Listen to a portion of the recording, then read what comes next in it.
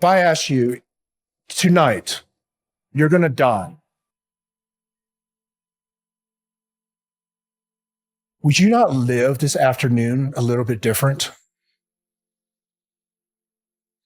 If I say tomorrow is your last day on earth, would you not wake up early in the morning and just savor that sunset, that sunrise? Would you not sit down and just have a deep, meaningful conversation with the ones you love?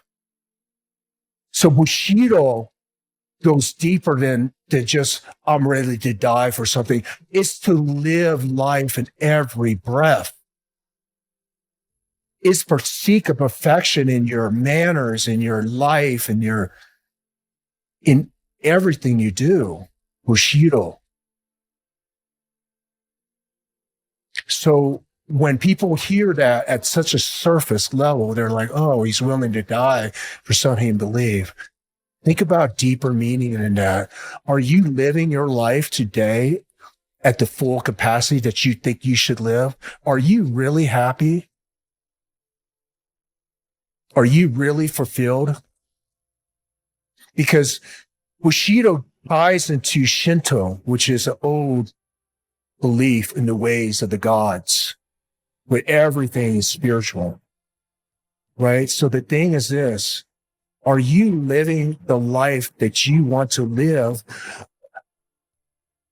Or are you living a life off of survival, fear, right? Which a lot of us do. We live a life off of fear because we're scared of failure. And what does Bushido mean? To readily die for something you believe in. Can you imagine grasping that and putting whatever is in your heart right now? I know you have passion in your heart. Without purpose, you're just aimlessly going to walk through life. Right? Without purpose, what is there? There's no fulfillment. Right? Without purpose, there's no fulfillment. Without purpose, there's no greater you. And what is the meaning of life? What's the meaning of life but to live and to feel what it means to fulfill a higher purpose? So I wake up early in the morning. I wake up at 4 o'clock in the morning. The reason why 4 o'clock in the morning is because, man, it's a struggle waking up at 4 o'clock in the morning. It's not, it's not easy. And I still want to be challenged. So it's always climbing that hill, climbing that mountain every day. Step by step, we climb the mountain to the top every day. So the first thing you do for me was I wake up early in the morning, and off the Tibetan monks, they would throw their bodies in cold water. So I have a freestanding tub, 55 degrees. I throw my body in cold plunge right off the bat within the first 10 minutes when I wake up.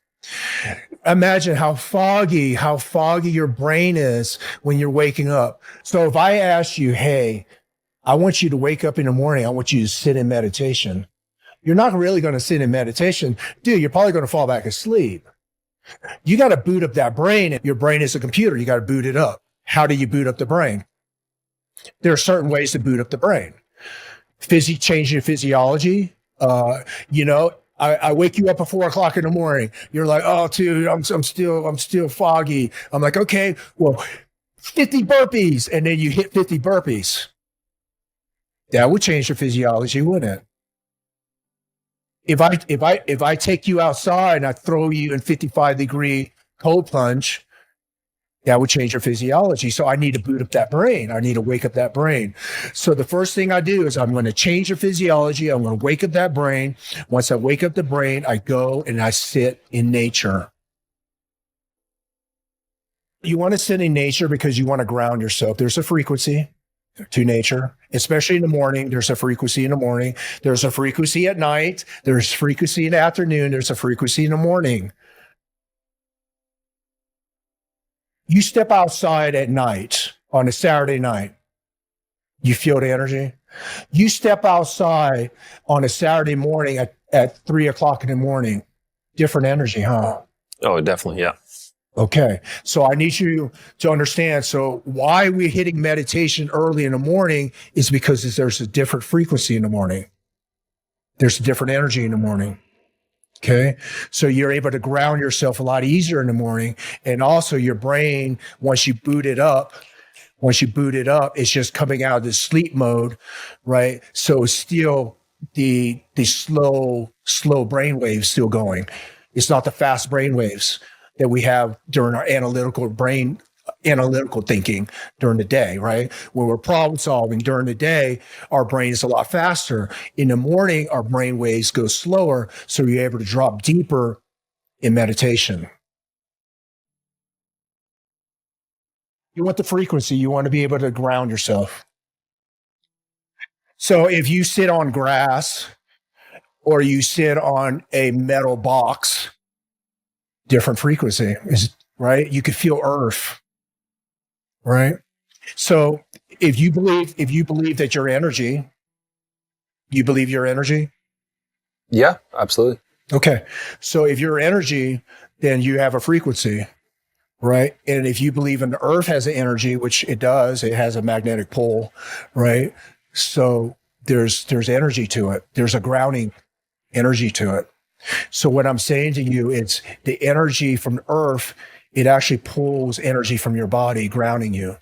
So if you're stressed, right, you have anxieties, your frequency is off, it would actually ground yourself and it pulls that energy and grounds you to the earth. That's why Tai Chi and all those countries in Asia, right, they ground themselves early in the morning. So after my meditation, then I go into 2 hours of working out in the morning. So mornings is usually cardiovascular. Weight training is usually in the afternoon. I split them up. I used to put them together, but I found I was slacking on one or the other.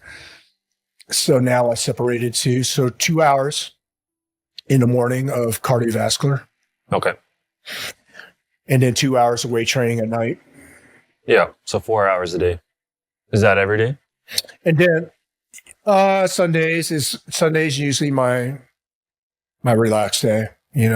Usually Sunday I call it my spiritual day, where I meditate, I journal, I work on my yard. Just stuff that is very peaceful. What would you say to most people? What should they be doing in the mornings? Yeah, so a lot of people when they seek meditation, they're the voices, their thoughts, they're trying to quiet down, a bit. So meditation is just to be present and to quiet down the thoughts. That's what a lot of the students that come to me seek. So for me, when you're seeking that, just being able to ground yourself, letting go of thoughts, that's a practice. We are put in this world to be great and to serve something greater than ourselves. But how can you serve something greater than yourself when you wake up to yourself every day? When I say that, you wake up to your grumpy self. You wake up to running out of the house late, driving sporadically to work, flicking people off because you're late to work. And then when you get into work, you're rude to everybody else because that's what's in your heart. What if I say to you, wake up early in the morning, ground yourself in truth, serve something that's higher than yourself, let go of whatever that you're holding on to that morning, come into that day with just gratitude.